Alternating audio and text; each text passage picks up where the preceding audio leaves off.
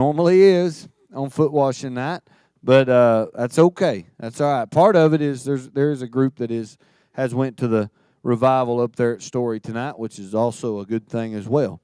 But I want to talk to you just for a minute on why we do this, because every year it's a small crowd on foot washing night, and I get it. I know why it is, but so you might ask, why do we do that? For one, why what's the purpose at all? Why do we do it? Number two, why would we have a service where we know not nearly as many people is going to be here? Well, there's a couple of reasons why, and so I want to read this, and we're not going to spend a whole lot of time here. We're going to get to it in just a minute, but I want to read this and go over it. John chapter 13, verse 1, and this is, people often call it Holy Week. It's the week that Jesus, he entered Jerusalem and was preparing for his passion, preparing to die on that cross for us, and then resurrect from the grave for us. I mean, this is the week we are celebrating the very essence of our faith, our Christianity, what it's all about right here, all right? And so Paul referenced many times in his epistles not to ever get beyond the cross of Jesus Christ, and this is the week that it happened. Is what we're celebrating. So anyway, John chapter 13, it says, "Now before the feast of the Passover, when Jesus knew that his hour had come, that he should depart from the world to the Father, having loved his own who were in the world, he loved them to the end.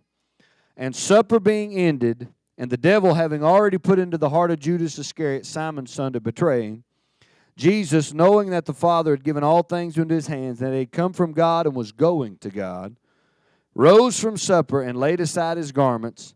And he took a towel and girded himself. And after that he poured water into a basin and began to wash the disciples' feet and to wipe them with the towel in which he was girded. And then then he came to Simon Peter, and Peter said to him, Lord, you are washing my feet? He asked him a question there. And Jesus answered and said to him, what I am doing you do not understand now, but you will know after this. Now I just want to make this comment before we read further. We always don't understand what God's doing. That's okay. Oftentimes, God may be doing something in our life and we ain't going to get it. We ain't going to understand it. Don't think you're less. Don't think God, don't think. It's okay. Most of the time, we're not going to understand. Ask Noah.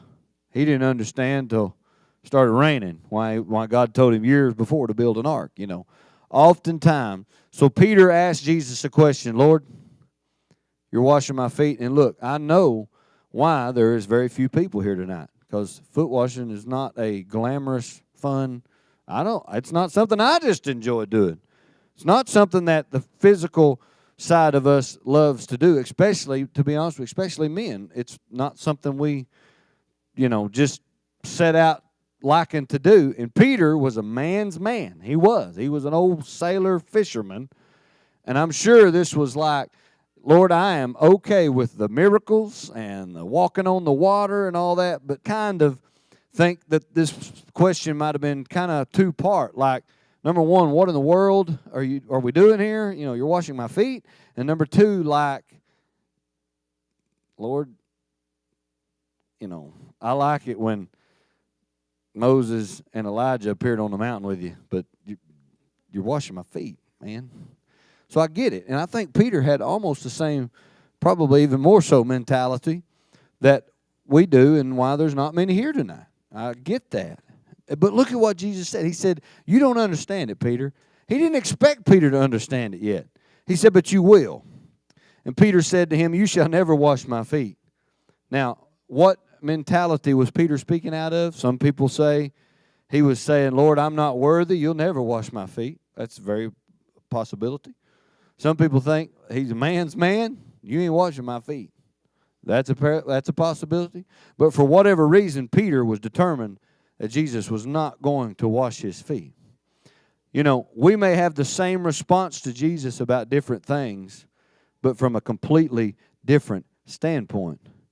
But we still, even though you may not want to do something for this reason, and then this person not want to do something for a totally different reason, if God's calling you to do it, we still have to do it no matter what our reasonings are. And so, for whatever reason, Peter was bound and determined, I'm not doing this. And Jesus said this. He said, Jesus answered, and listen now, this is very important as to why we do this each year. Jesus answered him, if I do not wash you, you have no part of me. And so Jesus got real serious there with Peter for a second. He said, if I don't wash you, you have no part with me. And Simon said to him, Lord, then not my feet only, but also my hands and my head. And Jesus said to him, he who is bathed needs only to wash his feet, but is completely clean. And you are clean, but not all of you. For he knew who would betray him, therefore he said, you are not all clean. So Jesus says, what he's saying here, said, Peter, you've took a bath. I'm not here to cleanse you from from fishing all day. There's something greater going on here, Peter. So tonight, we're not here just to get our feet washed. We do this because there's something far greater that goes on here other than that. Jesus knew, Peter, I'm not here to give you a bath. That's not what this is about. Because Peter said, thank God that Peter at least said, Lord, okay, I want to have part with you, so not just my feet. Wash all of me, Lord. And Jesus like, Peter, you're missing it. This ain't about a bath. It's not what's going. He said, you're clean, but I got to wash your feet. And he says this. So when he had washed their feet, he'd taken his garments and sat down, and he said to them, do you know what I've done to you?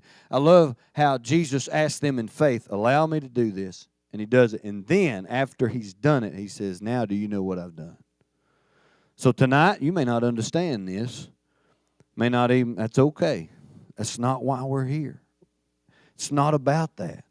This is a very spiritual service tonight. It's the most uncomfortable, probably one of the most uncomfortable services that we will have each year, but it is one of the most spiritual and rewarding services that we'll have each year. He says, do you know what I have done to you? You call me teacher and Lord, and you say, well, for so I am. If I then, your Lord and teacher, have washed your feet, you also ought to wash one another's feet. For I have given you an example that you should do as I have done. Most assuredly, I say to you, a servant is not greater than his master, nor is he who sent him greater than he who sent him. If you know these things, blessed are you if you do them. So there's a couple of reasons that we do this, and I want to just bring them out right quick. Number one is when Jesus says you ought to do something, there are no questions. You just ought to do it. I think most of the time we are a lot like Peter.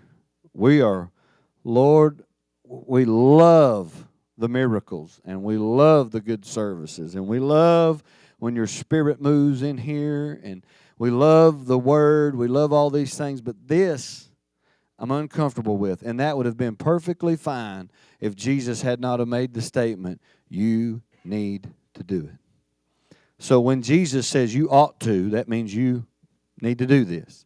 When he makes that statement, all the rest of our wondering and all that goes out the window no matter what it is. When Jesus says you need to do this, it don't matter what we think. We need to do it. That's one reason. You could stop right there. Jesus said to do it. We need to do it. Another reason is this. An example. Jesus said, I have given you an example that you should do as I have done to you. So Jesus said, you ought to do it. You need to do it. That meant we're going to do it for that reason. The next reason is Jesus said, I've given you an example that you should do what I do. So next, we want to be Christ-like. What do? We follow Christ's example. We're going to do it for that reason, number two. And number three, he says, if you know these things, blessed are you if you do them. Anybody in here want a blessing? You're going to get one tonight. That's another reason that we do this, because blessed are you if you do it. You're going to learn. This teaches us humility. This teaches us how to humble ourselves. This teaches we are not greater than the master. He said that. The servant is not greater than the master. The master knelt down and washed his disciples, his friends, his companions' feet. We're not greater than the master, so why in the world would we think we should not do that? The same as Jesus, Father, forgive them, for they know not what we do. Why would we ever think that we shouldn't have to do that. If the master did that, we all the more have to do that, right? Same way with this. Jesus knelt down, washed their feet. He said, you ought to do it. He said, I'm giving you an example how to do it, and you will be blessed if you do it. So that's why tonight we're going to have foot washing service. Are you going to be uncomfortable? You bet you. I've been saved for 20 years. I've participated in 20 of them after I've been saved. And my dad was a pastor all my life, and I participated in however many he made me participate in. And I have yet to look forward to it in any other way other than a spiritual way. I know I'm going to be blessed. I don't go get pedicures. It's not about that. It's not something that I'm just fired up about doing in that way.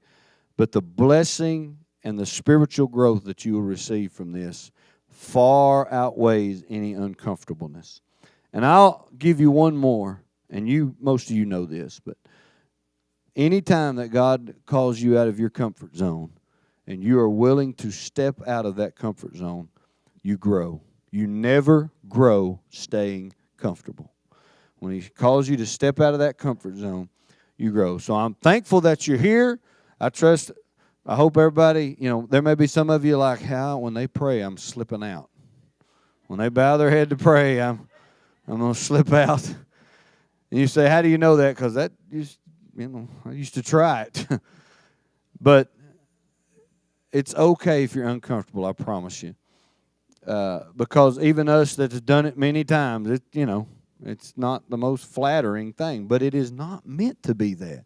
So much of Christianity has nothing to do with that. So tonight we're going to say a prayer, and then the women are going to go to this side, and the men are going to go to this side. And I love Brother Matthew. Thank him.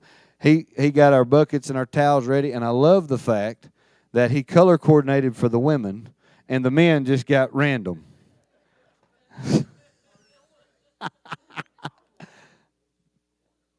Yeah. Hey, yeah, and in my mind, because I had to go upstairs and do something. And when I came back down, I was thinking, well, man, I wish we had 2 or 3 other guys here to help.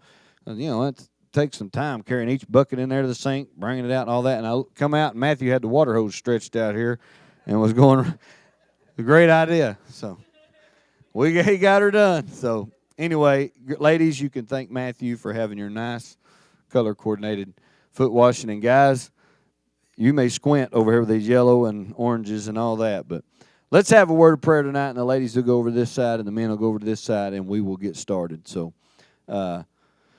Matthew, why don't you pray for us?